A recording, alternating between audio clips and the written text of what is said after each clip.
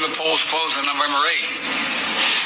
That means in some cases we won't know the winner of the election for a few days, until a few days after the election. It takes time to count all legitimate ballots in a legal and orderly manner.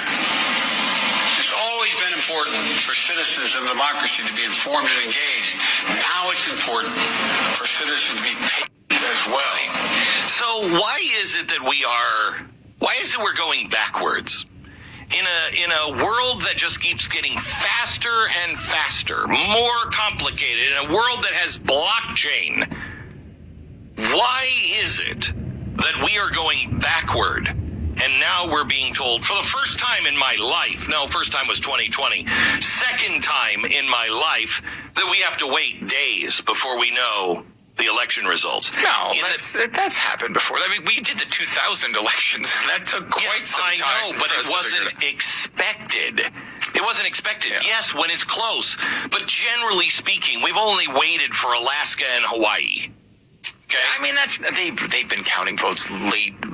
Usually the results are known, right? Like usually there's enough of a separation. They're not close enough that you have to worry about every little last vote trickling in. Correct. But I mean, part of this is state law. Like Pennsylvania's state law still was not changed from 2020. Still says you cannot tabulate any early votes until Election Day. Mm-hmm. So there's no way they're going to have them all cut. They're not. Yeah. They are. I wonder why. Quite clear. Well, I don't want to get into it. Republicans did not change it either. I know. Listen, should be done. You're right, though. Here's the thing. This is inexcusable in this country, but that's what I would expect from this country today. We're not We're not America. We're not. That's gone.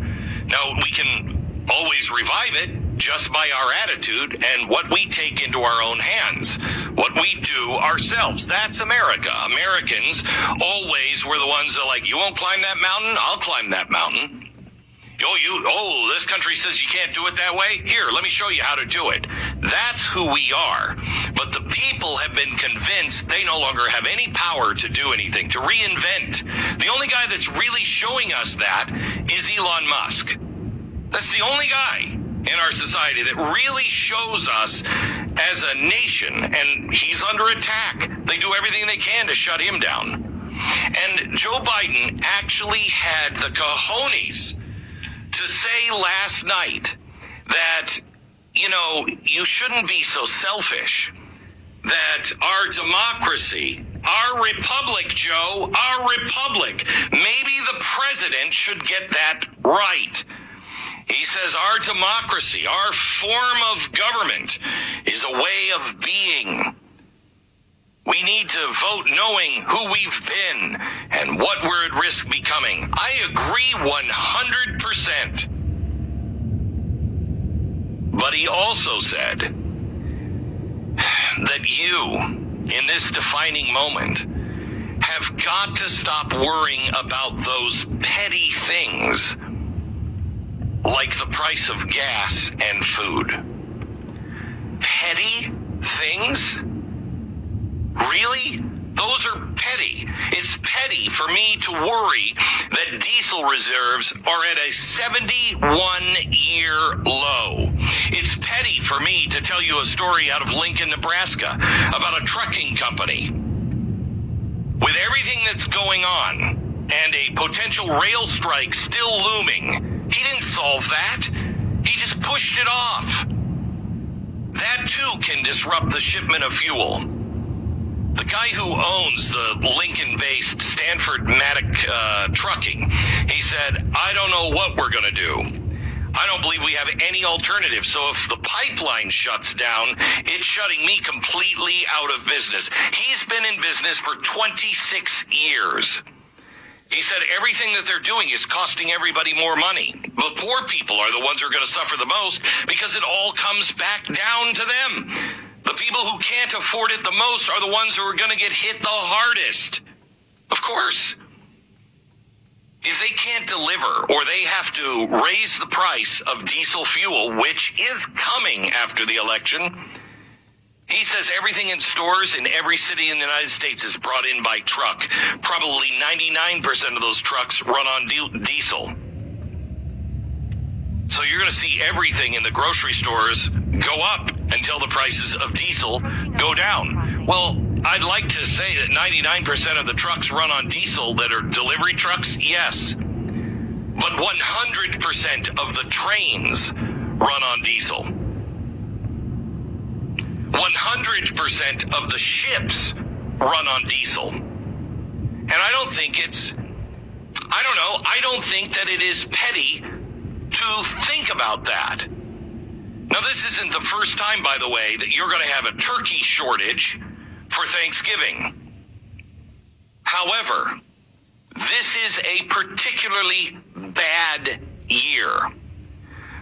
Right this year for Thanksgiving, you may not be able to afford the things that you have had in my life.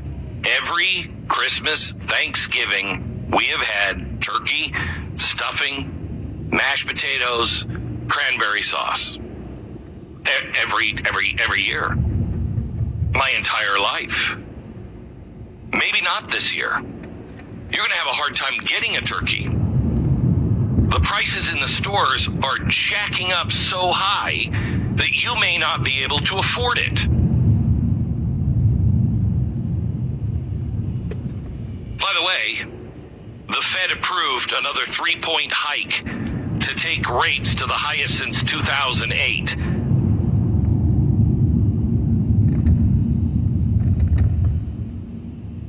Let me just remind you, in 2008, Biden was running and said there will be no coal plants here in America.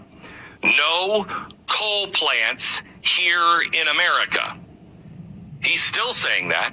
He's also still saying, in fact, do we have the clip of John Kerry, cut 7? Ford Motor Company and General Motors and other companies around the world have spent hundreds of billions of dollars retooling their plants. Why? Because they're going electric. And by 2035, that's all we're going to have in America. Electric cars being manufactured, not on the road, but being sold in new cars. That's President Biden's goal. By 2035, he wants the power sector of America to be carbon-free. So if we accelerate these efforts, which is what technology and entrepreneurial activity help us to do, this is going to change even faster. And so that's where I draw enormous hope and some optimism, because I believe... So what he believes is we're all going to be fine, and the tooth fairy is real as well. Sorry, kids, to break it to you. This is not selfish for you to worry about. This is not petty for you to worry about this. This is not a one-time thing. These prices will not go down if this administration continues. Let me give you this. Earlier in October, the International Monetary Fund issued a stark warning about the global economy. In it, the IMF economic counselor and director of research wrote that the 2023 slowdown will be broad-based, with countries accounting for 1/3 of the global economy poised to contract. The 3 largest economies, the United States, China, and the Euro area, will continue to stall.